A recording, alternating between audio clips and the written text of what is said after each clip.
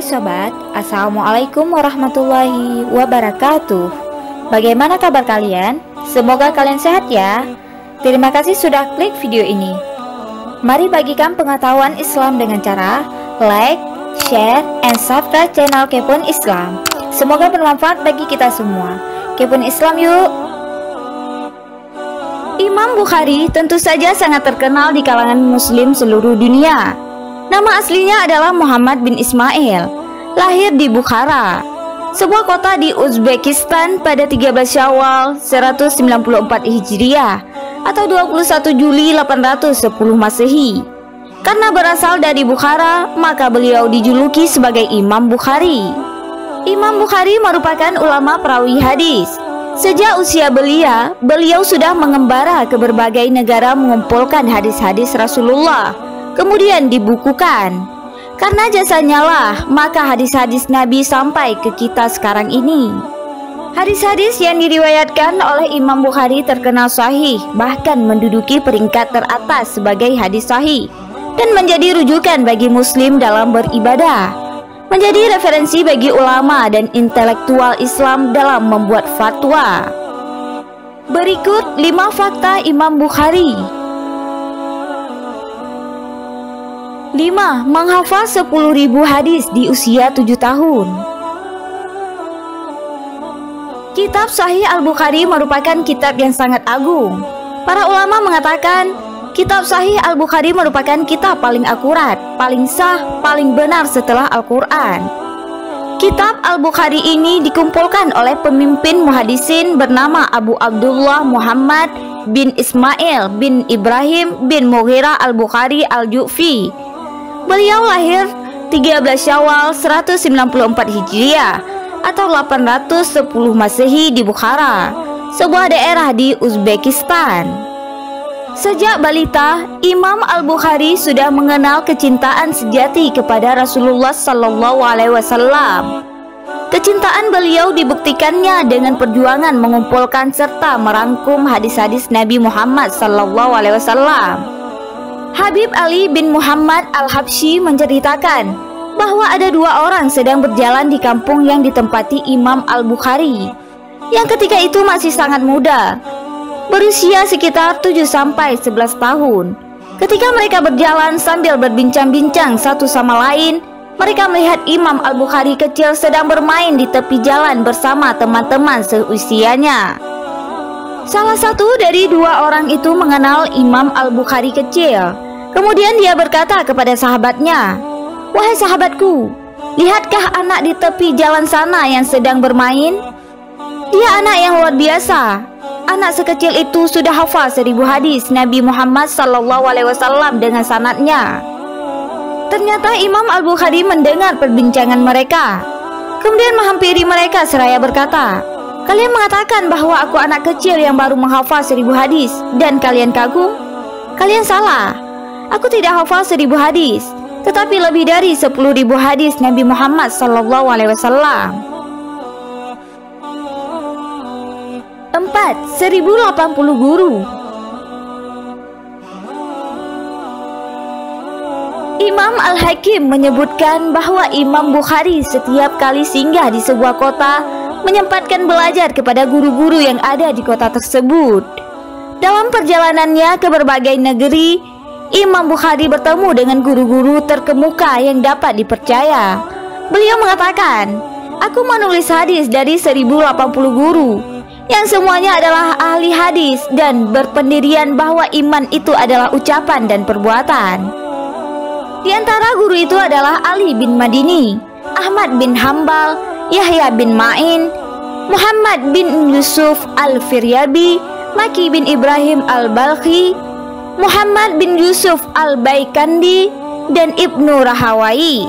Jumlah guru yang hadisnya diriwayatkan dalam kitab sahihnya sebanyak 289 guru. Subhanallah. 3. Bermazhab Syafi'i. Seringkali orang salah persepsi dalam memandang mazhab fikih, seolah mazhab-mazhab itu pecahan umat untuk saling bertentangan dalam segala hal. Padahal sesungguhnya munculnya mazhab itu boleh dibilang justru sebagai sarana untuk memudahkan umat dalam memahami nas-nas syariah.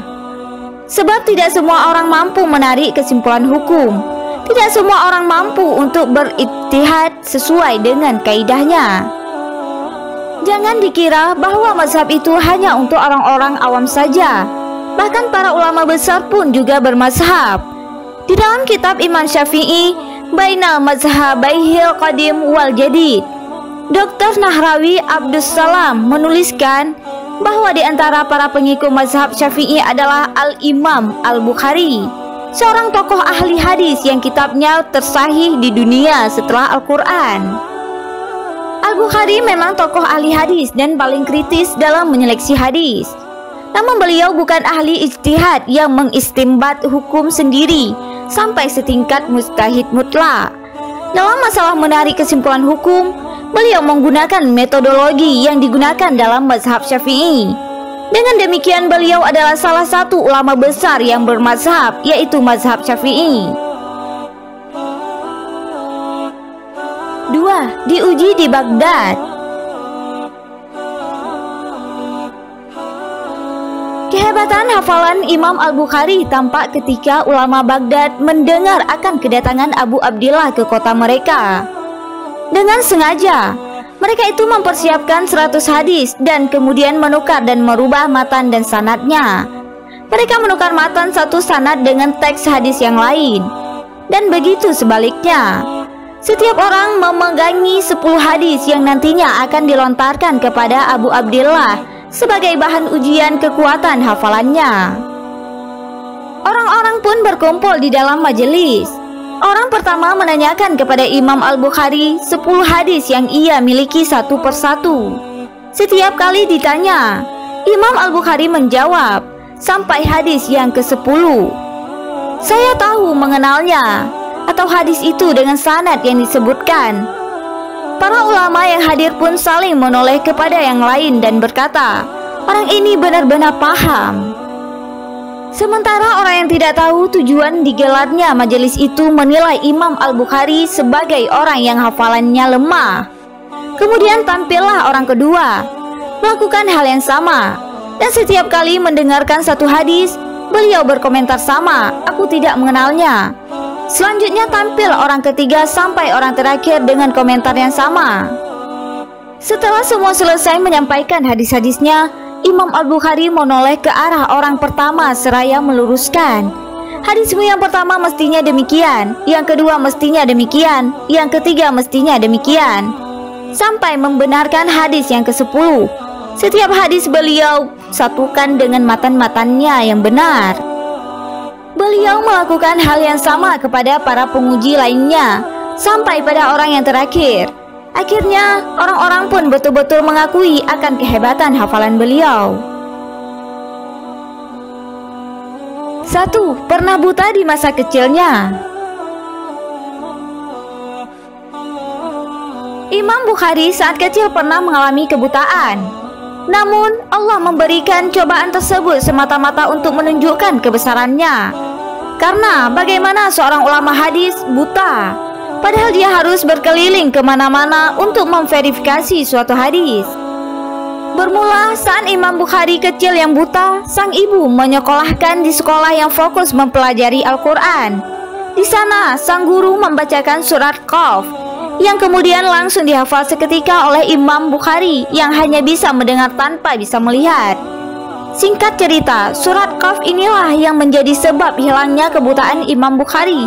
Tepatnya pada ayat 22 dibacakan, sesungguhnya kamu berada dalam keadaan lalai dari hal ini, maka kami singkapkan daripadamu tutup atau yang menutupi matamu, maka penglihatanmu pada hari itu amat tajam. Subhanallah, semoga kisah Imam Bukhari sang ahli hadis ini menjadi penyemangat kita semua dalam menuntut ilmu agama. Amin amin ya rabbal alamin. Wallahu a'lam bissawab.